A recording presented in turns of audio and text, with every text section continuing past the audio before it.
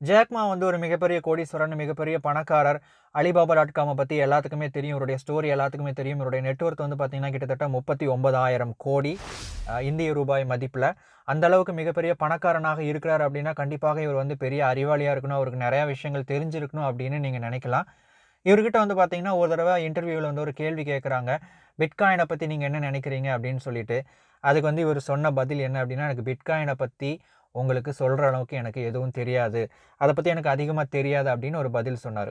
சரி, இந்த விஷயத்துக்கும் இந்த வீடியோவுக்கும் என்ன சம்மந்தம் இருக்கு அப்படின்னு நீங்க கேட்கலாம். கண்டிப்பா சம்மந்தம் இருக்கு. இந்த வீடியோவ ஃபுல்லா பார்த்தீங்கன்னா, உங்களுக்கே அந்த விஷயம் தெரிய போகுது. மல்டிபிள் ஸ்ட்ரீம் ஆஃப் இன்கம் அப்படின்னு சொல்றாங்க. இன்னைக்கு நெறைய பேர் சொல்லிட்டு இருக்கிறாங்க. பல்வேறு வகையிலிருந்து உங்களுக்கு வந்து வருமானம்ங்கிறது வந்துட்டே இருக்கணும். அப்பதான் உங்கனால சீக்கிரமா பணக்காரன் ஆக முடியும் அப்படின்னு சொல்லிட்டு.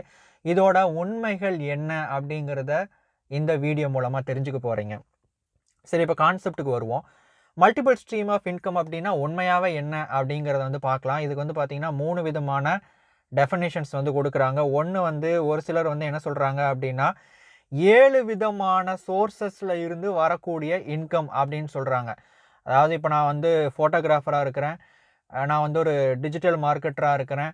அதுக்கப்புறம் நான் ஒரு பிசினஸ் பண்ணிட்டு இருக்கிறேன். இந்த மாரி ஒரு 7 விதமான பிசினஸ்ல இருந்து 7 விதமான சோர்சஸ்ல இருந்து வரக்கூடிய இன்கம் அப்படின்னு சொல்லிட்டு ஒரு சாரார் சொல்றாங்க.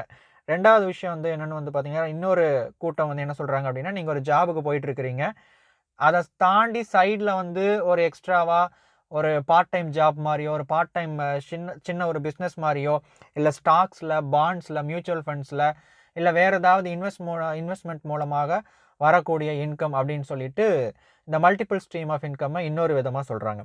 3வது ஒரு கேட்டகரி வந்து இருக்கு. அவங்க வந்து என்ன சொல்றாங்க அப்படின்னா, இப்ப நீங்க வந்து ஒரு கம்பெனி ரன் பண்றீங்க. அந்த கம்பெனில வந்து நெறையா எம்ப்ளாயீஸ் இருக்கிறாங்க. நெறையா கிளையண்ட்ஸ் இருக்கிறாங்கன்னு வச்சுக்கோங்களேன். பல்வேறு வகையான கிளையண்ட்ஸ் இருக்கிறாங்கன்னு வச்சுக்கோங்களேன். இந்த கான்செப்ட் என்ன அப்படின்னா, 50% அ வருமானம் வந்து பார்த்தீங்கன்னா, ஒரே ஒரு கிளையண்ட் கிட்ட இருந்து வருது அப்படின்னா, அது வந்து ஆபத்தானது. என்ன காரணம் அப்படின்னா, அந்த கிளையண்ட் நம்மள விட்டு போயிட்டாருன்னா, நம்முடைய மிகப்பெரிய வருமானம், இன்கம் அப்படிங்கிறது அந்த இடத்துல வந்து ஸ்டாப் ஆயிரும். ஸோ இத தாண்டி இந்த மல்டிபிள் ஸ்ட்ரீம் ஆஃப் இன்கம் அப்படிங்கிறது, இப்ப நான் ஒரு பிசினஸ் ரன் பண்ணிட்டு இருக்கிறேன். எனக்கு நெறைய கிளையண்ட்ஸ் இருக்கிறாங்க. அந்த பல்வேறு கிளையண்ட்ஸ் மூலமாக இருந்து வரக்கூடிய பல்வேறு வகையான வருமானம் பெர்சன்டேஜ் அப்படின்னு 3 விதமா வந்து பார்த்தீங்கன்னா, இந்த கான்செப்ட்ட வந்து பிரிக்கலாம். இப்ப கேள்வி என்ன அப்படின்னா, இதுல எது பெஸ்ட்டான விஷயம்? எது சிறந்தது அப்படின்னா, எது சிறந்தது அப்படின்னு நீங்க தான் உங்களுக்கு முடிவு எடுத்துக்கணும் 1.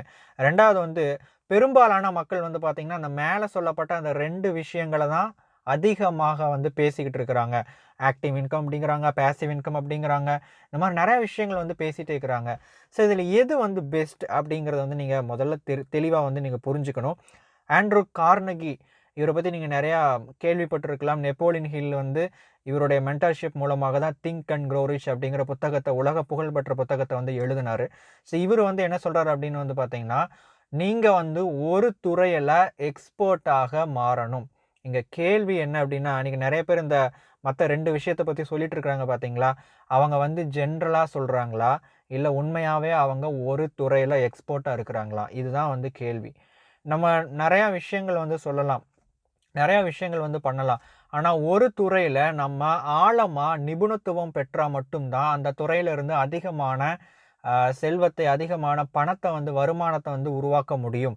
பல்வேறு விஷயங்கள நம்ம கை வச்சுட்டே இருந்தோம் அப்டின்னா, நமக்கு அந்த நிபுணத்துவம் அப்டிங்கிறது வந்து உருவாகாது. என்ன அப்டின்னா, நம்மளுடைய நேரத்த வந்து பிரிச்சு, பிரிச்சு குடுக்கும்போது கண்டிப்பாக ஒரு விஷயத்துல நம்ம அந்த விஷயத்த அடைஞ்சிற மாட்டோம். ஸோ ஆண்ட்ரூ கார்னகி என்ன சொல்றாரு அப்டின்னா, "ஒரே கூடையில எல்லா முட்டைகளையும் போடுங்க" அப்டின்னு வந்து சொல்றாரு.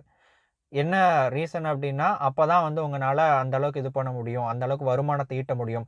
ஸோ இவர எடுத்துக்கிட்டோம் அப்டின்னா, இவருடைய நிகர மதிப்பு இப்போ இந்த இப்போ வந்து உயிரோட இருந்தார் அப்டின்னா, இன்னைக்கு உலகத்திலேயே இப்போ ஜெஃப் பேசோஸ பத்தி எல்லாத்துக்கும் தெரியும். அமேசான் வந்து மிகப்பெரிய ஒரு பணக்காரர். அவருக்கு கிட்டத்தட்ட ஈக்குவல் ஆகக்கூடியது தான் இவருடைய நெட் வொர்த், இவருடைய நிகர மதிப்பு. அந்த அளவுக்கு ஒரு பெரிய ஒரு விஷயத்தையும் வந்து பார்த்தீங்கன்னா, இவர் வந்து சொல்லியிருக்கிறாரு.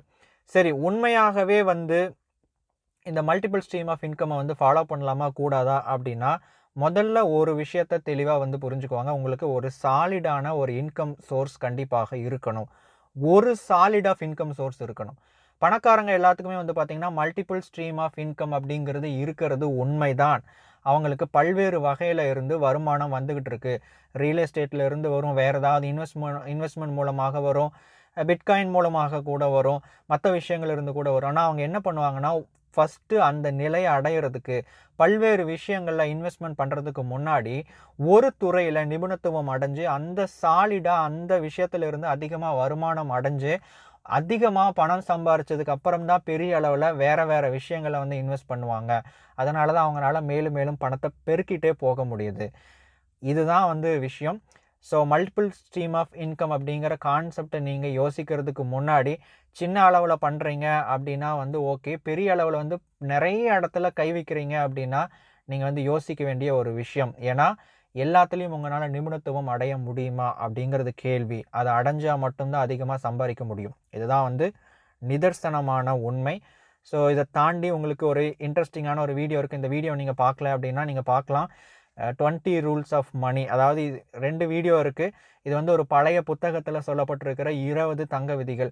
ஸோ அந்த வீடியோவை நீங்கள் பார்க்கணும் அப்படின்னா இங்கே வந்து காமிக்கிற ஸ்க்ரீன்ஷாட்டில் காமிக்கிற விஷயங்களை நீங்கள் கிளிக் பண்ணி நீங்கள் வீடியோவை பார்க்கலாம். தேங்க்ஸ் ஃபார் வாட்சிங்.